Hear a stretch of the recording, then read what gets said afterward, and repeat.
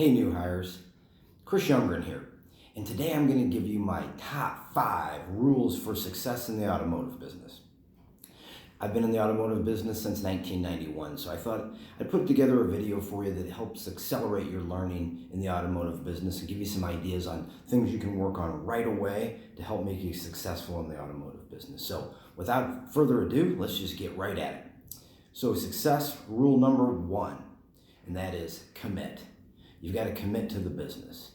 Not for 30 days, not for 60, 90, not even 6 months. You need to commit yourself for 1 full year to the automotive business. 1 full year, that's right. And here's the reason why.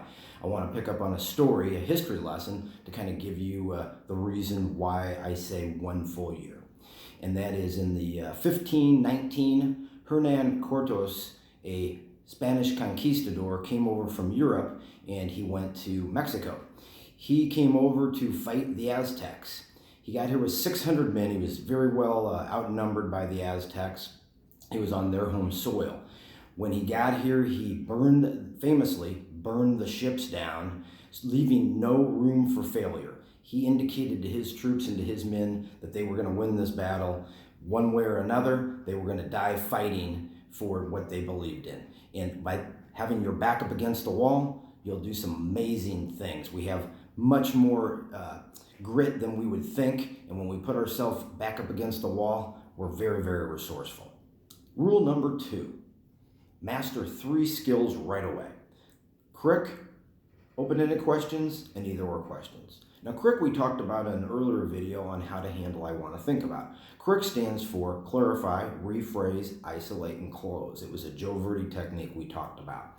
And it would go something like this. The customer would say they want to think about it, and you'd say, hey, you know what? It sounds like you guys want to make sure you're making a good decision. If I was in your spot, I'd probably do the same thing. Hey, real quick before you take off, though, what is exactly that you guys wanted to think over? Is it something I said, the color of the vehicle equipment, or is it perhaps the price? Oh, the price.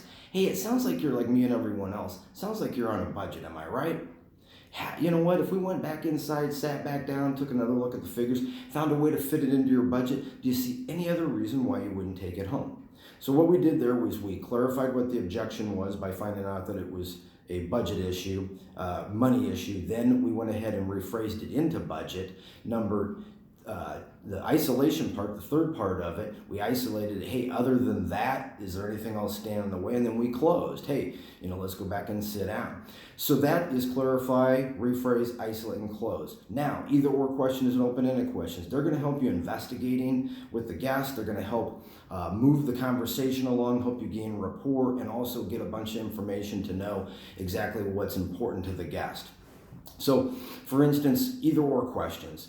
They just are asking an either or question. It's kind of like multiple choice. So I would say to the guest, hey, were you guys interested in cloth or leather? You guys looking for trucks, vans, or SUVs? Now, when you say trucks, are you thinking more like an extended cab, crew cab, or just a regular cab? Oh, okay, regular cab. Now, do you guys use this for business or for pleasure, or maybe a little both? Oh, okay, business. What type of business you have? Oh, it's a construction business. How long have you been doing that? Oh, it's a family business. So your family, are they from around this area? Oh, yes, I've heard of them. So what we're doing is we're asking some either or questions. We ask questions that was one or the other, multiple choice. And then I ask some open-ended questions. Oh, where do you work? How long have you been doing that? Is it a family business? Those are open-ended questions, leaving the ability to not be able to answer it with a yes or no. It's difficult to answer those with one word. So then you get to know the customer very well now, and you get a little bit more information, helps establish rapport, and help you with identifying needs and wants. Rule number 3, create a pipeline.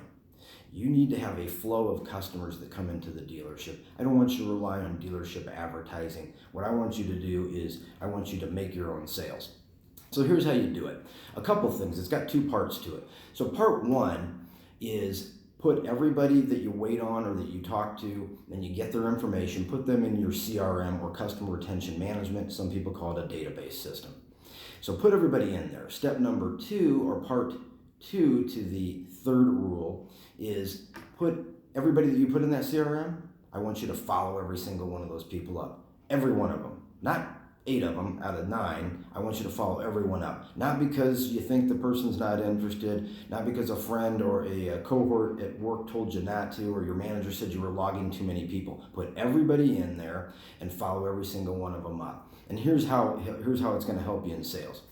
So here's why this is important. Hopefully you can see this here. So we're going to assume that we're doing a 5-day work week, and we're going to wait on, say, 2 to 3 people a day, or log 2 or 3 people in our CRM each day. Now that should give us around 12 guests that we waited on for that particular week. That would leave us with, if we had a 15, 16, 20% closing ratio on the walk-ins, we'd have 2 sales, leaving us with 10 prospects. Now, if we follow every single prospect up, we've got a 33% chance they will come back in and set an appointment and come back and visit us again. So not a huge percentage of people will come back, but if you follow every one of them up, 33%. So that gives you 3 people that come back. However, here's the good news. The closing ratio on a B-back is 67%. So that means that you're going to pick up another 2 additional sales by following every single one of those people up. Hence the reason why it's so important to follow every one of them up. Now, what you're going to end up getting is 2 sales from the walk-ins, and you'll have those 2 additional sales from the B-backs. So that's going to give you 4 sales for the week. Now we take those 4 sales for the week and we multiply that times 4 weeks in a month. That gives you 16 sales for the month. That is how you're going to start making money in the car business. I'd venture to say at just about any dealership across the nation, if you sold 16 vehicles in a month, you're going to make some money. And obviously it's just going to get better and better. So that should be one of your short-term goals there in the car business. Speaking of goals, now we'll talk about rule number 4. And that is setting goals, but even more importantly, tracking those goals. So I want you to measure your goals or set your goals. Goals would be obviously some type of a dream with a timeline on there. So 16 would be a goal that I'd have for you. After a certain amount of time in the business, you get a little training, maybe 90 days. However, what I really want to talk about is tracking, because we'll do goals in another video. Tracking is what you need to do early on. So I want you to track everything, track the objections you get. Obviously track all the guests that you get, that you wait on, and people that you get information from and put them in your CRM. Broadly, you should be tracking these 3 items. Your opportunities, so the people you wait on, your activities, so what did you do with those people? Did you do a demo drive or presentation? And the results, did they leave? Did they buy? Did they, what did they do? So opportunities, activities, and results. Measure those 3 things, because there's a little rule that I learned years ago, a quote called, "What you measure, you can improve upon." So we'll talk about goals and tracking in another separate video, but that is rule number 4.